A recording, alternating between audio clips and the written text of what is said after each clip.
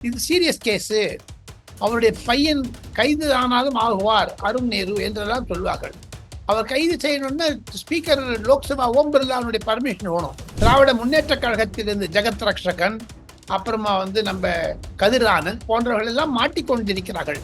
ஆக மொத்தம் ஊழல் கட்சி என்பதை பிரதிபலிப்பதற்காகத்தான் இது மாதிரியான ஒரு அவங்க 5 வருஷத்துக்கு முன்னாடி ஊழல் பண்ணாங்க. அது 2026 இடிக்கும்னு யாருங்க தெரியும்? ஊழல் பேர் வழிகள் அதுதானே அண்ணாமலை சொன்னார். நாங்க அறிவாலயத்திலிருந்து ஒவ்வொரு செங்கலா பிடிங்கிட்டாங்களே. 13 எம்பிக்கள் 7-8 மந்திரிகள் இருக்கிறார்கள் என்றால் அது ஒரு பெரிய அதிர்ச்சி தானுங்க. புரிய போதாத குறைக்கு 50% டிஎம்கேல இருக்கவங்க எல்லாம் குட்டி அதானிகள் என்று சொல்லுகிறார்களே. ஒவ்வொரு மாவட்ட செயலாளருக்கும் பாருங்க 10,000 20,000 கோடி ரூபாய் இல்லாத அவங்களுக்கு இல்லை. அதனாலதான் திமுக பார்த்துட்டு ராகுல் காந்தி சொல்றாரு நீங்களாம் குட்டி அதானிகள் என்று. அதனாலதான் எடப்பாடி பழனிசாமி சொல்றாரு டிஎம்கே இஸ் அ கார்பரேட் பார்ட்டின்னு சொல்லிட்டு. அது கரெக்ட் தானுங்க. பாருங்க இந்த அருண் நேருடைய பையன் எத்தனை கோடி பணம் இருக்கு. இதெல்லாம் எங்க இருந்துங்க வருது? இதெல்லாம் பார்த்தா தெரியுதுங்க. ஆக மொத்தம் நேருனுடைய ரெய்டு பற்றி தாங்கள் கேட்டதற்கு ஒரே ஒரு பதில், நாளை செவ்வாய்க்கிழமை மாலை 4 மணிக்கு ஒரு அறிக்கை தருவதாக ட்விட்டரில் போடுவதாக இருக்கிறார்கள். எக்ஸ் வலைதளத்தில். அதிலிருந்து என்னதான் கண்டுபிடித்தது பிடிக்கப்பட்டதெல்லாம் தெரிஞ்சுங்க. இதை வச்சுதானே அவர் தூக்கம் வரலன்னு சொன்னாரு ஸ்டாலின். மு.க. ஸ்டாலின் முதலமைச்சர் தனக்கு தூக்கம் வருவதில்லை என்று சொன்னாரே சென்ற வருடம். இதையெல்லாம் வைத்துக் கொண்டுதானே. அதனால இது ஸ்டாலினுக்கு கழுத்தில் ஒரு பாம்பு மாதிரிங்க. எந்த பக்கம் அடிச்சாலும் அடிக்குங்க. சீமானை சந்தித்தார்கள் என்று திராவிட முன்னேற்ற கழகத்தின் மூலமாக தொலைக்காட்சிகள் மூலமாக சீமான மட்டம் தட்டணும், நிர்மலா சீதாராமன் மட்டம் தட்டணும், அந்த மாதிரி எண்ணங்கள். ஆக மொத்தம் அதிமுகவில் ஒரு இணைப்பு வரக்கூடாது, அதிமுகவும் பாஜகவும் சேரக்கூடாது என்ற ஒரு கெட்ட எண்ணத்தினாலும் திமுக கண்டு இருக்கக்கூடிய ஒரு பீதி ஒரு அலைச்சல் புளி கரைக்குதுங்க வயசுல அவளுக்கு.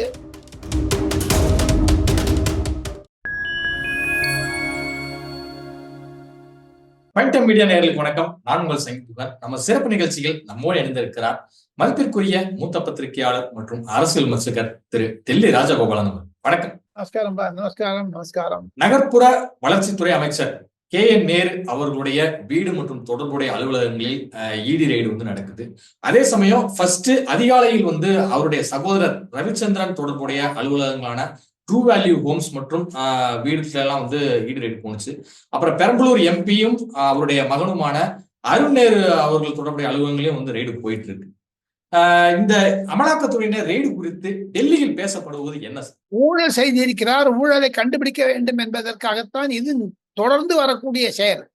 நேற்று அல்லது இன்றல்ல. அருண் நேரு என்று சொல்லக்கூடிய நேருடைய மகன் ஏற்கனவே விசாரிக்கப்பட்டவர்.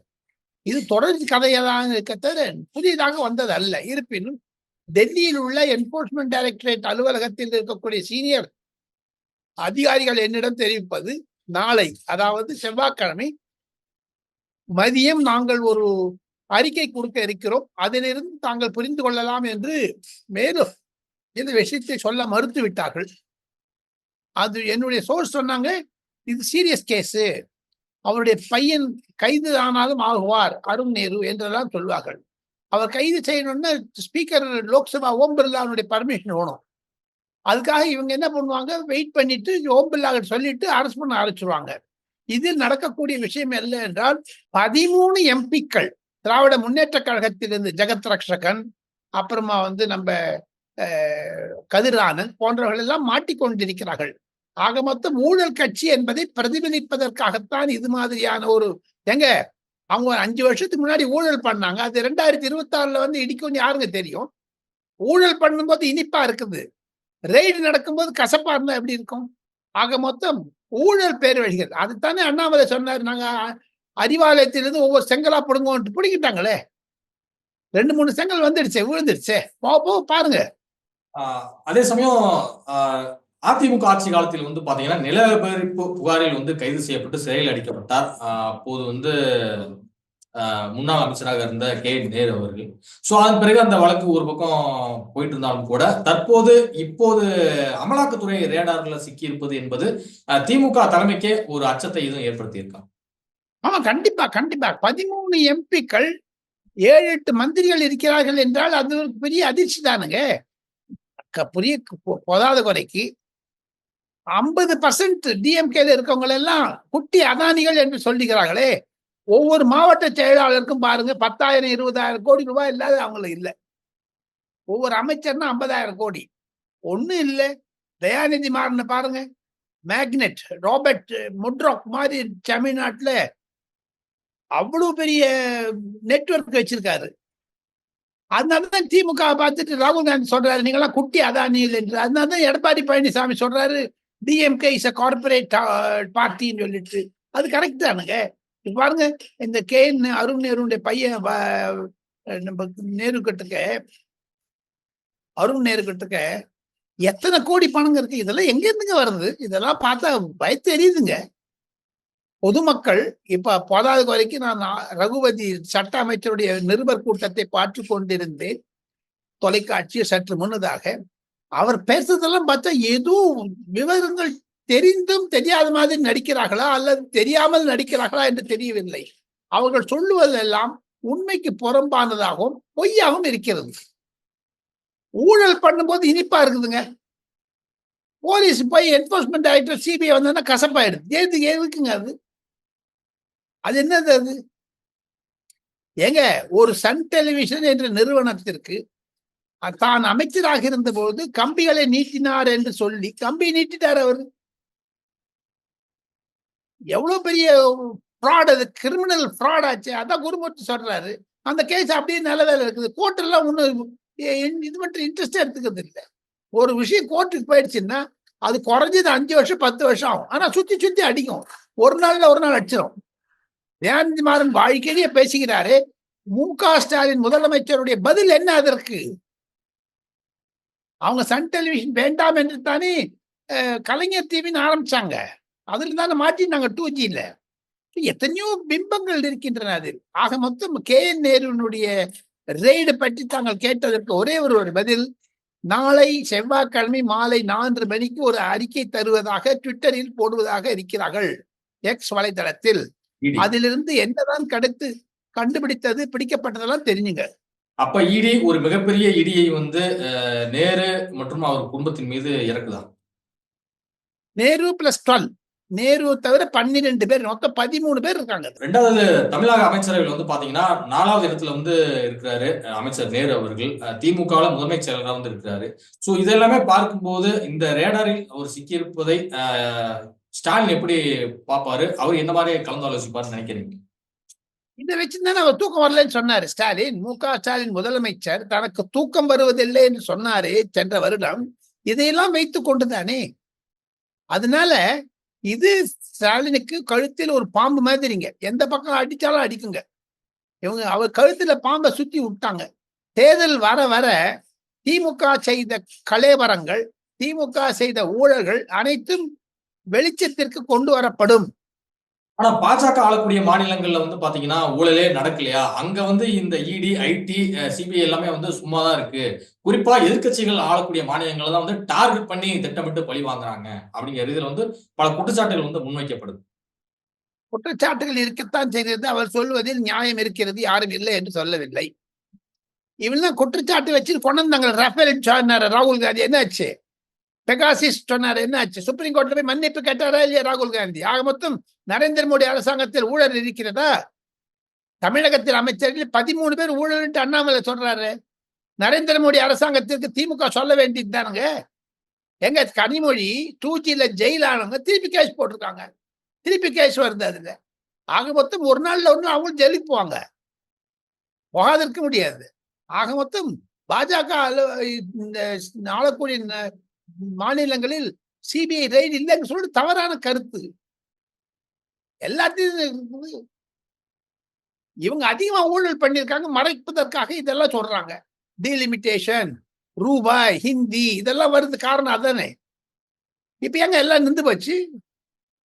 ஹிந்தி ஹிந்தி நாங்கள தமிழ்நாட்டுல ஒவ்வொருத்தரும் ஹிந்தி. நேத்தி பாருங்க பிரைம் மினிஸ்டருடைய மீட்டிங்ல கை தட்டுறாங்களே, ஹிந்தி புரிஞ்சுக்கிறாங்கல்ல.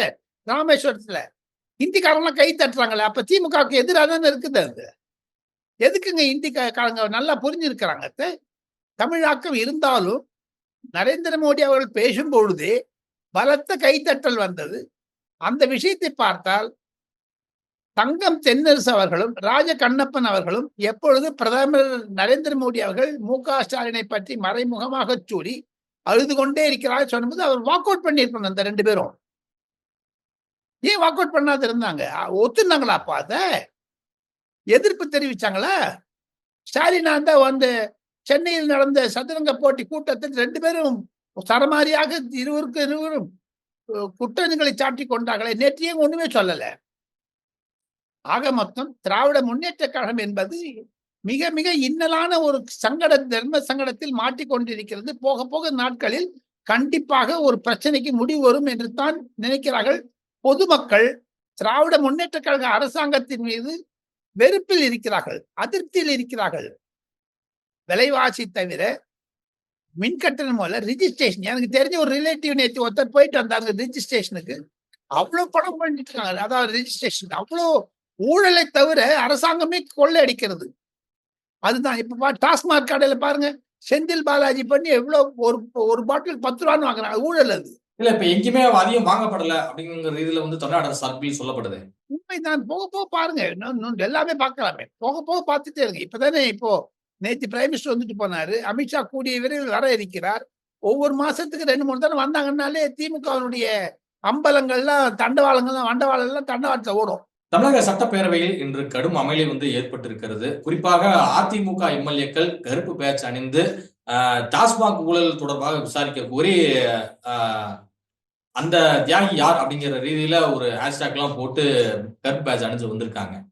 இந்த விஷயம் வந்து பெரும் கொந்தளிப்பை வந்து சட்டசபையில் ஏற்படுத்தி இருக்கிறது. ஒரு நாள் சஸ்பெண்ட் பண்ணியிருக்கிறாரு அதிமுக எம்எல்ஏக்கள் அனைவரையுமே அப்பாவு அவர்கள். உங்களுடைய கருத்து என்ன? என்னுடைய கருத்து, நாடாளுமன்றத்தில் கருப்பு சட்டை போட்டு வந்தவர்களை எல்லாம் அகற்ற முடியவில்லை ஓம் பிர்லாவினால். தமிழகத்தில் ஏன் முதலமைச்சர் நேற்று முன்தினம் வக்கு போடும் பொழுது கருப்பு சட்டை அணிந்து கருப்பு பேட்ச் அடிச்சுன்னு வந்தார்? அது சொல்லுங்க பாப்போம்.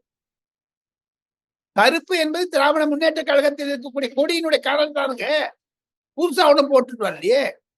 ஏன் கருப்பை பார்த்தா திமுக பயப்படுது? இல்ல கட்சி சின்னத்தை மாத்துங்க, இல்ல கட்சி கொடியை மாத்துங்க. ஆக மொத்தம் அப்பாவு செய்வது தமிழக சட்டமன்றத்தில் நீதி இல்லை என்பதைத்தான் எடப்பாடி மீண்டும் மீண்டும் சொல்லுகிறார்.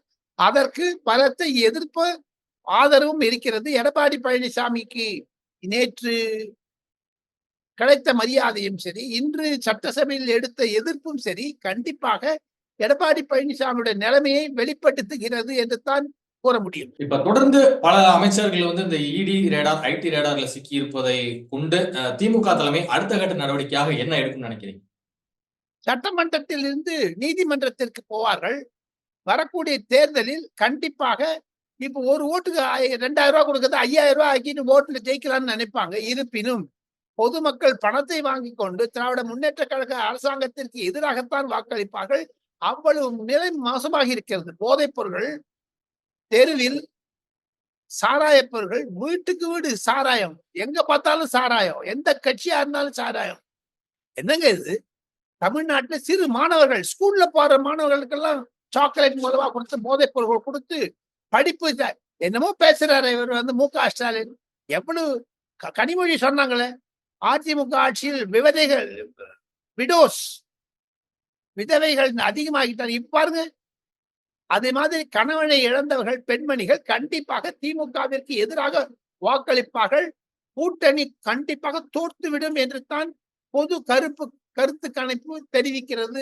குகன். மத்திய நிதித்துறை அமைச்சர் நிர்மலா சீதாராமன் அவர்களை அதிமுகவின் முன்னாள் அமைச்சர் செங்கோட்டையன் அவர்கள் வந்து சந்தித்து பேசியிருக்கிறார். அதற்கு அடுத்ததாக முன்னாள் எம்பியும் அதிமுகவில் இருந்து நீக்கப்பட்ட கே.சி. பழனிசாமியும் வந்து சந்தித்து பேசியிருக்கிறார். அப்புறம் முன்னாள் மக்களவை துணை சபாநாயகரும் தற்போது ராஜ்யசபா எம்பியுமா இருக்கக்கூடிய தம்பிதுரையும் சந்திச்சு பேசியிருக்காங்க. ஏன் ஒவ்வொருத்தரும் தனித்தனியா வந்து நிர்மலா சீதாராமன் வந்து சந்திச்சு பேசுறாங்க? இதனுடைய அரசியல் பின்னூட்டம் என்ன? இதனுடைய பொருள் என்னை பொறுத்த மட்டில் திராவிட முன்னேற்ற கழகம் இதே மாதிரியான செய்திகளை பரப்ப வருகிறது. தமிழக போலீசார்களுக்கும் இது வேண்டும் என்றே சொல்கிறார்கள். நேற்று சீமான் உடைச்சு விட்டார் பாருங்க. சீமானை சந்தித்தார்கள் என்று திராவிட முன்னேற்ற கழகத்தின் மூலமாக, தொலைக்காட்சிகள் மூலமாக சீமான மட்டம் தட்டணும், நிர்மலா சீதாராமன் மட்டம் தட்டணும், அந்த மாதிரி எண்ணங்கள். ஆக மொத்தம் அதிமுகவில் ஒரு இணைப்பு வரக்கூடாது, அதிமுகவும் பாஜகவும் சேரக்கூடாது என்ற ஒரு கெட்ட எண்ணத்தினாலும் திமுக கண்டு இருக்கக்கூடிய ஒரு பீதி, ஒரு அலைச்சல் புளி கரைக்குதுங்க வயசுல அவளுக்கு. அதனாலதான் இந்த மாதிரியான செய்திகள் அவங்க பாக்குறாங்க. எத்தனையோ பேர் பாக்குறாங்களே. கனிமொழி கூட பார்த்துட்டு சொன்னாங்க. அதை பத்தி ஏன் பேச மாட்டேங்கிறாங்க? கனிமொழி அமித்ஷாவை அடிக்கடி சந்திக்கிறார். அது என்னது அது? கனிமொழி திராவிட முன்னேற்ற கழகத்தில் இருக்கக்கூடிய செய்திகளை அமித்ஷாக்கு சொல்லுகிறாரா? இல்ல குடும்பத்தில் இருக்கக்கூடிய பிரச்சனைகளை சொல்லுகிறாரா?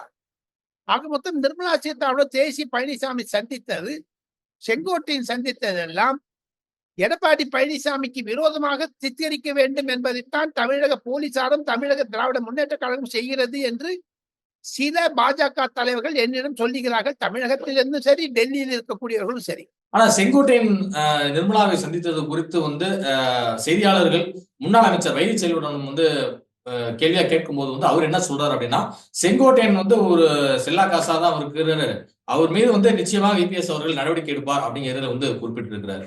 இதை நம்ம பார்க்கும்போது செங்கோட்டையனுக்கு எதிராக அதிமுக இருக்கக்கூடிய நிர்வாகிகள் அவங்களுடைய மனநிலை இப்படிதான் இருக்கு அப்படின்னு எடுத்துக்க முடியுது. இன்று கூட எடப்பாடி பழனிசாமி பேசிக் கொண்டிருக்கும் பொழுது, வெளிநடப்பு செய்த போது, அவர்களை நீக்கப்பட்ட பொழுது செங்கோட்டையன் அவையில் தான் இருந்தார். ஆக மொத்தம் அவரை இப்போ எடப்பாடி பழனிசாமி அவர் எடுக்கவே மாட்டாங்க. அரசியல் அது. இருவருக்குமே அரசியல் தெரிந்தவர்கள் தான். இருக்கக்கூடிய விஷயங்களை எல்லாம் சுதாரிக்க வேண்டுமே தவிர, எடப்பாடி பழனிசாமி மீது சேற்றை மாறி வீசுவதெல்லாம் நடந்தால் அது கட்சியில் ஏகோபித்த மனதில் இருக்கக்கூடிய ஒற்றுமையை காண்பிக்காது. இருப்பினும் நிர்மலா சீதாராமன் சில விஷயங்களை தெரிந்து கொண்டு பாஜக தலைமைக்கு சொல்ல ஆசைப்படுகிறார். இருப்பினும் நிர்மலா சீதாராமனுக்கு ஒரு பொறுப்பு கொடுக்கப்பட்டிருப்பதாகத்தான் டெல்லி வட்டாரங்கள் பேசுகிறது. தமிழக பாஜகவும் சரி, அதிமுக இணைப்பில் என்னென்ன தர்ம சங்கடங்கள் இருக்குது அதையெல்லாம் சரிப்படுத்த வேண்டும் என்று தான் பாஜக தலைமை நிர்ணயித்திருக்கிறது. குகன் இதுவரை உங்கள் பல்வேறு கருத்துக்கள் நன்றி சார்.